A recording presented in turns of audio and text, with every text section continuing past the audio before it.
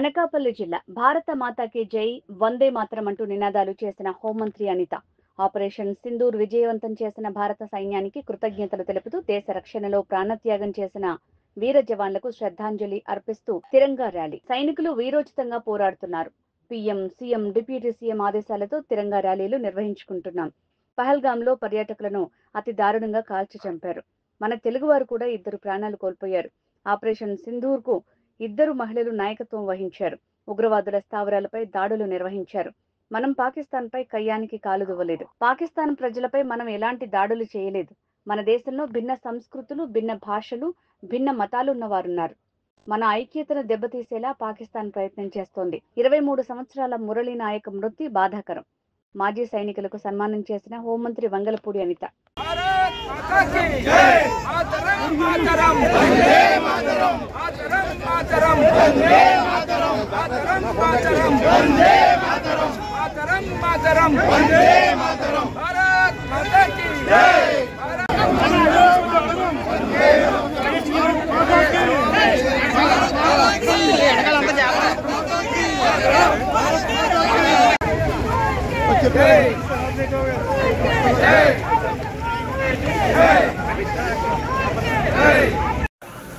ఈరోజు దేశమంతా ఒకటే, మనమంతా ఒకటే.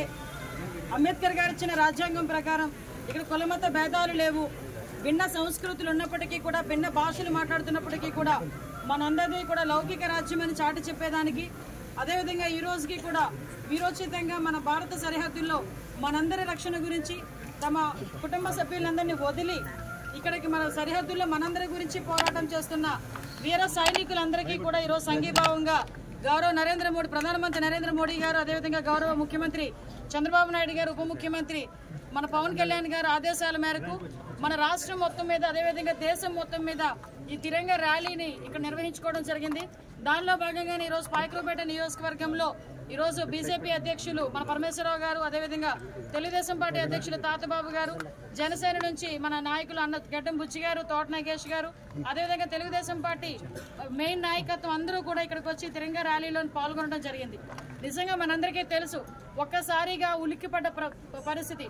పహల్గామ్ అని చెప్పి అక్కడ టూరిస్టులు అందరూ వెళ్తే ఎంతో చక్కగా అక్కడికి వెళ్లి రిటర్న్ వస్తారు అనుకునేసరికి వాళ్ళ కళ్ళ ముందే వాళ్ళ కుటుంబ సభ్యులను చంపిన పరిస్థితి చూసాం. అది కూడా చంపడం ఎలా చేశారంటే, నువ్వు ఏ మతానికి సంబంధించిన వాడివి, హిందువా ముస్లిమా అని అడిగి అదే వాళ్ళ కుటుంబ సభ్యుల ముందు అతి దారుణంగా కాల్చి చంపిన పరిస్థితి. అలా జరిగిన కాల్పుల్లోని మనకి తెలుసు, వైజాగ్ నుంచి చంద్రమౌళి గారు, అదేవిధంగా నెల్లూరు కావలికి సంబంధించిన మధుసూదన్ గారు, మన తెలుగు వాళ్ళు కూడా అందులో చనిపోయారు. సుమారుగా 26 మందిలో 2 తెలుగు వాళ్ళు కూడా అందులో చనిపోవడం జరిగింది. అక్కడ ఇన్సిడెంట్ జరిగిన వెంటనే మన రాష్ట్ర ప్రభుత్వాలన్నీ కూడా అలర్ట్ అయ్యి వాళ్ళనందరినీ కూడా మృతదేహాలు ఇక్కడ తీసుకొచ్చి గవర్నమెంట్ లాంఛనాలతో అక్కడ మనందరం కూడా వాళ్ళ గవర్నమెంట్ సపోర్టివ్తో అక్కడ దహన సంస్కారాలు కూడా చేసి వాళ్ళందరినీ కూడా మనం అందరినీ కూడా ఒక సానుభూతి తెలియజేసాం. ఆ కుటుంబాలకు భరోసా ఇచ్చాం. కానీ తర్వాత స్టార్ట్ అయింది అసలు విషయం అంతా కూడా.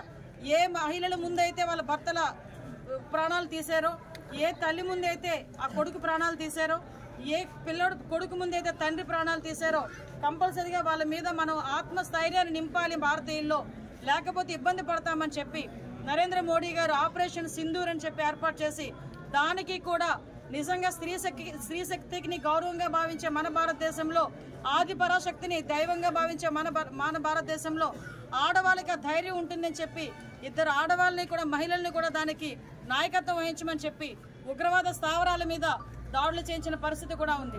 ఆ తర్వాత జరిగిన పరిణామాలు కూడా చూశారు. మనం ఎక్కడా కూడా పాకిస్తాన్ ఇన్ని సంవత్సరాలు అయిందమ్మా, మీకు కూడా ఒక విషయం తెలియాలి. మనందరికీ కూడా భారతదేశం స్వతంత్రం వచ్చి 2 సంవత్సరాలు అయింది.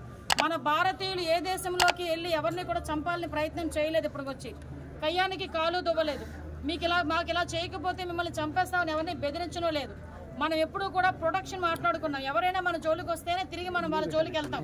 అంతే తప్పించి ఎప్పుడూ కూడా మనం కావాలని ముందుకొచ్చి వెళ్లే పరిస్థితి ఎక్కడ కూడా కనిపించదు.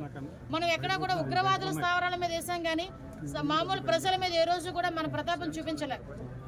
పాకిస్తానీలు ఇక్కడ చాలా మంది ఉన్నప్పటికీ కూడా ఏ రోజు పాకిస్తానీ వాళ్ళ మీద మనం జులుం చూపించలేదు. అదే భారతీయులు కనుక పాకిస్తాన్లో ఉంటే మన భారతీయులు ఎన్ని ఇబ్బందులు పెట్టాలో అన్ని చూసాం.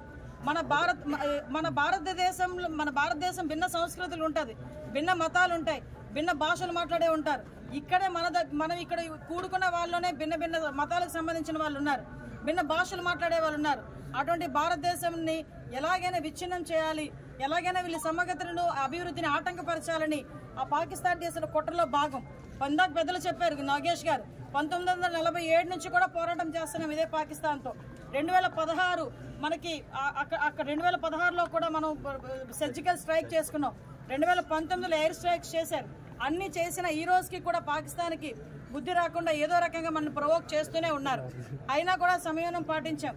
ఈ రోజు చాలా మంది మొన్ననే మురళీ నాయక్ అని 23 సంవత్సరాల వీర జవాన్ మృతి చెందడం, వీరమరణం చెందడం నిజంగా చాలా బాధ అనిపించింది. ఆ రోజు అంత్యక్రియలకి నేను కూడా ప్రభుత్వం తరఫున నేను, నారా లోకేష్ గారు, అదేవిధంగా డిప్యూటీ సీఎం పవన్ కళ్యాణ్ గారు, అదేవిధంగా అనగా సత్యప్రసాద్ గారు